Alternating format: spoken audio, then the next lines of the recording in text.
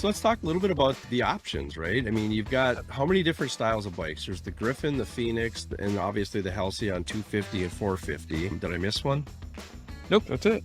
Okay, so talk to me a little bit about each one and the inspiration behind them. Are those all kind of innovations or things that you came up with internally? Are they inspired by other certain bikes? Like when you started this whole thing, like I mean, you've already heard this from me, but I love the Halcyon. I think the Halcyon's the coolest thing I've ever seen. But tell me about each one. What's your favorite and kind of how did you get to each one individually? No, the Halcyon is definitely the kind of most interesting. Figurehead, maybe. Yeah, it's the figurehead. It's certainly our flagship model line. We sell 10 times as many of those as their other models. But unlike the other models, it didn't really have, it just happened. Just kind of like we've been talking about. Definitely a Felix Copa. But the Phoenix and the Griffin are, I would say, pretty clear attempts on our part to answer a specific type of riding. So the Phoenix is a cafe racer. I've described it as like a proto sport bike. It's like a fast looking.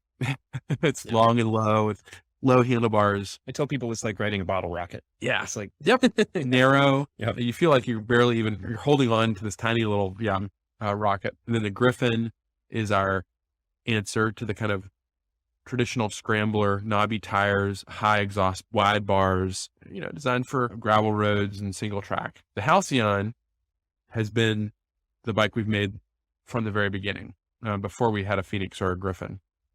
And our initial idea was to build a Phoenix. And if you're familiar with the motorcycle culture, especially motorcycle culture in the last 20 years, the cafe racer movement it's like made for Instagram.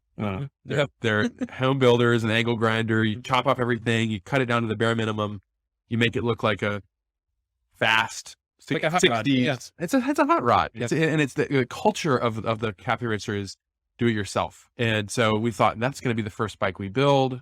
This is what everybody wants. And somehow we got distracted. I was looking at older bikes and I love really old bikes. And we said we thought that, because the Halcyon is a hardtail, it's going to be easier to make maybe.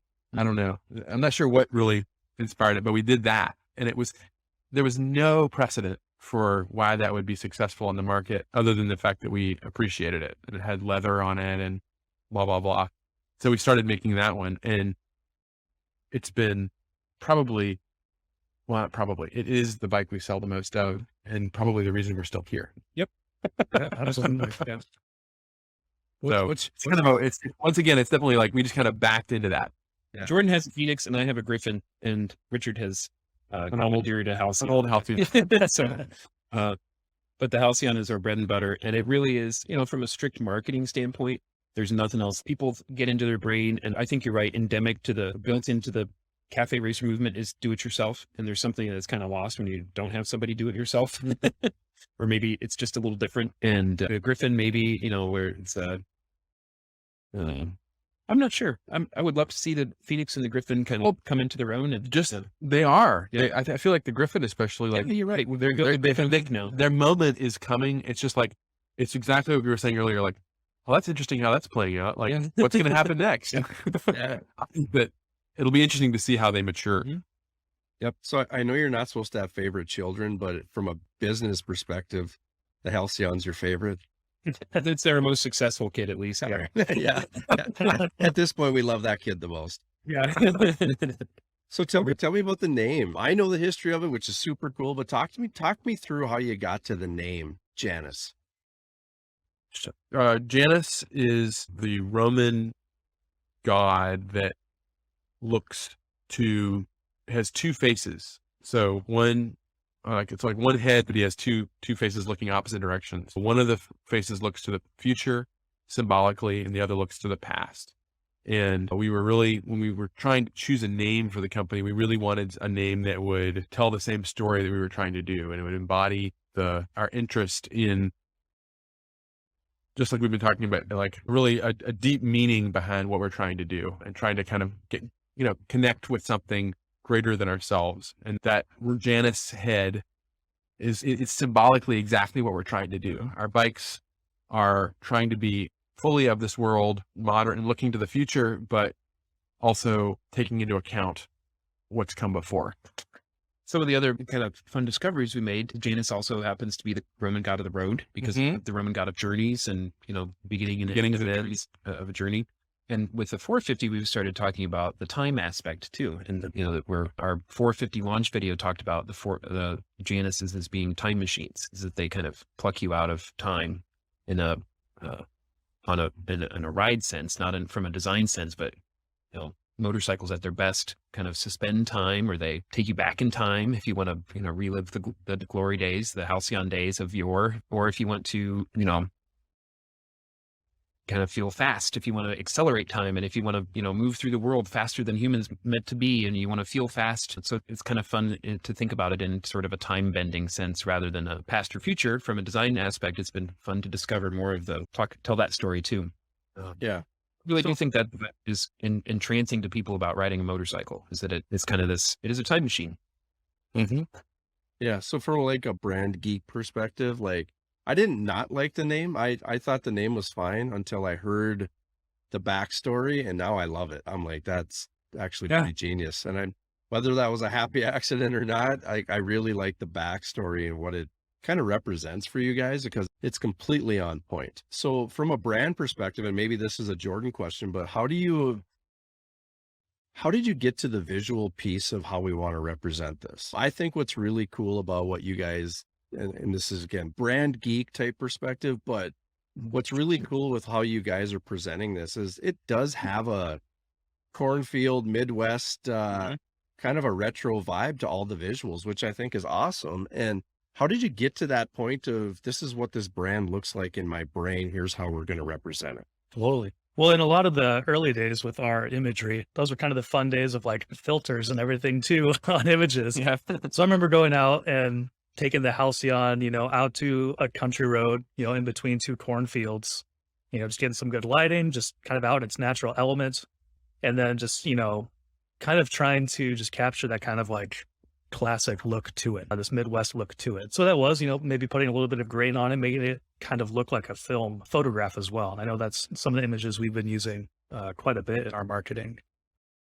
And from the kind of the backstory that we're trying to, I always think of the original Superman, the kind of that feeling of being, I don't remember where he crashes, but the old truck on a country road. We wanted it to feel Smallville. Yeah, exactly. Yeah, we wanted it to feel like this is a brand built in a historical America rather than in the Bay Area or in Milan or, whatever. Not because there's anything wrong with that, but because that's what our history is.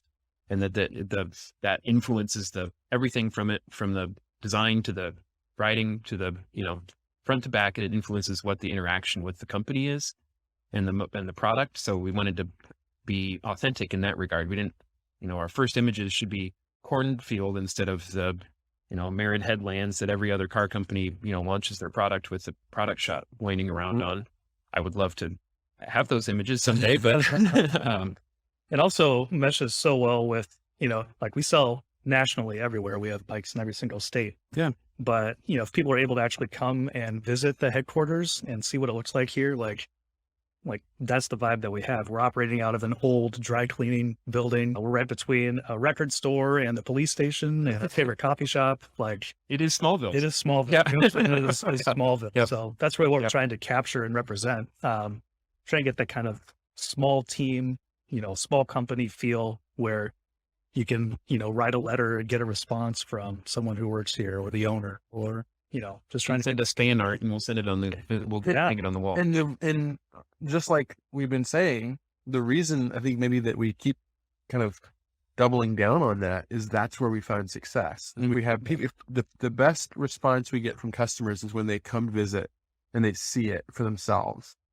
And so I don't know, countless brand kind of company, meetings where we're like, how do we create our shop? Like, how do we give people the experience of visiting our shop outside of our shop? They don't, if they're in California. It's great. It's almost mediated, but yeah. This might seem a little obvious, but like, even looking at the, the picture behind me there, it's got a it's got a Gene Hackman Hoosiers vibe. And I know that Yeah. Indiana, Yep. whatever, but it does have that kind of feel to it, which I think it's cool, but it's also wildly authentic to who you guys are, which is kind of what you were saying, which is cool. Yep. Yep. So talk to me a little bit about what's next. I mean, I know you're cranking on bikes and trying to get things out the door. Are you playing around with new styles? Is there anything that you're doing that, and again, share only what you want to share, but are you innovating new things, and are there different styles coming? Well, right now the plan is just hammer down on the 450. We've had great success in the 250 line, but yeah, it's definitely time to get the 450 out there. We have quite a few orders in the bank we need to fulfill. And the goal and the hope, is to go beyond just the Halcyon 450 and have the Phoenix and the Griffin 450 as well. So Okay. don't necessarily have a timeline on that, but that's in the pipeline. It seems like we kind of go through like cycles of new product, and then we have to basically level up after that. So like we make a big goal, it's a lot of turmoil, including, getting through EPA, stuff like that. And then, you get that figured out. We were just talking about how long it takes to learn about the bike you're making. And so like with the 250, it's taken, years really to familiarize ourselves with that thing, what the idea of the 250 line, for example. And the 450, I think we need to figure it out, learn more about it, and Ride it more. and ride it more. Do some long distance riding, do some short distance riding, hear what customers are saying, and fill in some of the gaps that we've been struggling with for the last couple of years. So yeah, kind of a leveling up. No, so why I asked the question is because I know as a creative and as an entrepreneur myself, I don't want to say I get bored, but I definitely think, well, what's next? Like I'm working on this. I'm working on this. I'm figuring this piece out, but what's next? And kind of what I'm hearing from you guys is, you're in that same kind of mindset, but going from the 250 to the 450 is kind of what's next. And what I'm kind of looking forward to is when you feel like you've got that under control, what comes after that? Is it another version of something? Is it, because I think as entrepreneurs and creatives, and because you guys are highly creative, whether you want to give yourselves credit for it or not, you are, but we're going to get to the point where it's like, okay, I got an idea, and what are we going to do with it? Yeah, I would say it's fun to think, in the different kind of departments or areas of the company we already launched the 450 from a marketing perspective. So it is exciting to think about how we continue to talk about that, and how I'm excited there is a sense of what's next from the marketing perspective and how we present it. And we are really excited this year to try and build some more, put some more bricks in the foundation. I feel like in terms of putting systems in place, we have these little GoPro kits that we send out to our customers. If somebody is like, I've got my favorite ride I want to share with you guys, we're like, all right, it's hit in the mail. Like it's going to, put it on and talk us through it. So, thinking about ways that we can further inhabit that sense of authenticity and the experience of the ride for our customers, rather than, when you're launching a product and you're in the design aspect, it kind of intrinsically is inward focus. We're talking about what our concept is and what Richard's design is and what the manufacturing process is. And now it's like, how do we get people who are riding it to, just have I want all the smiles plastered on faces all over our social media. And I want that kind of, that focus on the outward aspect of the experience of the ride and what the bike means to people other than us. And that's what's getting me kind of cranked up to start thinking about how we do that. I think what we're getting at though is that like we've talked about the way that the bikes are designed, the way that they're made, the fact that it's almost like every single bit of the bike tells a story. And I think that we really are, I want to say, more than all these terms you can throw, retro or custom or Midwest, is that I'm just thinking out loud here, really a narrative based company. And so it's about a story and I think we're all enjoying being part of it and seeing what happens next.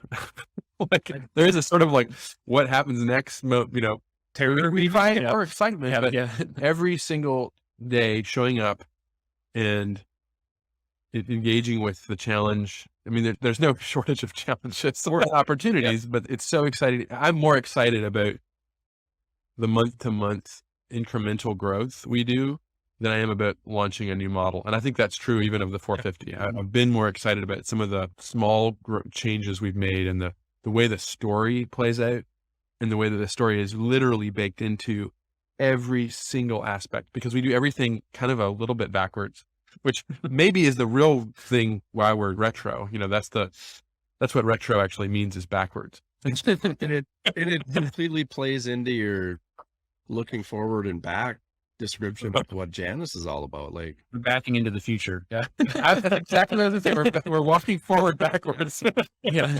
yeah. The only other thing that I would say, you guys have an aspirational brand element. People I want to ride that bike by a cornfield in the fall. Like, I just think that looks like it'd be a lot of fun. And that aspirational piece that you're selling or that comes across, whether it's intentional or whatnot, I think is really cool. And I think it's going to make a lot of people. Really ripe. It's ripe too. It's a fertile place to be, because we're talking about all these farm analogies too. All my adjectives are farm analogies, but that's what excites me about our customers. And that's why I want to hear more of their stories, because the people aspire to ride a Janus for different reasons than they aspire to ride Hayabusa or a H2 or a Harley Road Glide or Indian Chieftain. And not that there's anything wrong with those aspirations, but it's fun to see what kind of different roads these people take, or how they get to us, and what they are dreaming about when they say, I want to ride that motorcycle. Because we hear that from different people than what you would typically have walk into a Honda dealership. Not that there's anything wrong with that, but it's fun to start hearing from customers about what kind of got them into it. There's some really heartwarming and heart-wrenching stories about loss and, kind of new life after loss. And there's people that are just saying, we've got, one of my favorite videos that we produce is about a Vietnam vet that lost his wife, and he's in his mid-70s, and he said, F it, I'm buying a motorcycle because I deserve to, and I'm gonna ride the hell out of it around my small town in Ohio. And it's like his sort of act of defiance in a really uplifting sense that he, wants to, it's a time machine for him too. It's maybe pausing time or helping relive his past, or, think about the future, all that stuff. So I can't wait to hear more stories from our customers. So guys, I'm going to wrap up here with that. I appreciate you coming on the podcast. Thank you again. And just to tease it a little bit, we've got some pretty cool things coming up with Janus. I can't tell you what that is, but we are going to be probably meeting again, hopefully in the next, 30, 60 days, something like that, to record kind of what that is and make that announcement. So pretty cool things coming. I think we'll leave it at that. We don't need to share any more details than that. But again, thanks for coming on the podcast. I really appreciate you guys sharing your story. And it's been a blast for me because I love your guys' brand. So thank you so much for the opportunity, Mike. That's great. Thank you. Thanks. Thanks, guys. If you'd like to learn more about CyberDogs, share your thoughts, or even ask a specific question about this episode and or the brand Retro Mindset, contact me directly at mike@cyberdogsmarketing.com.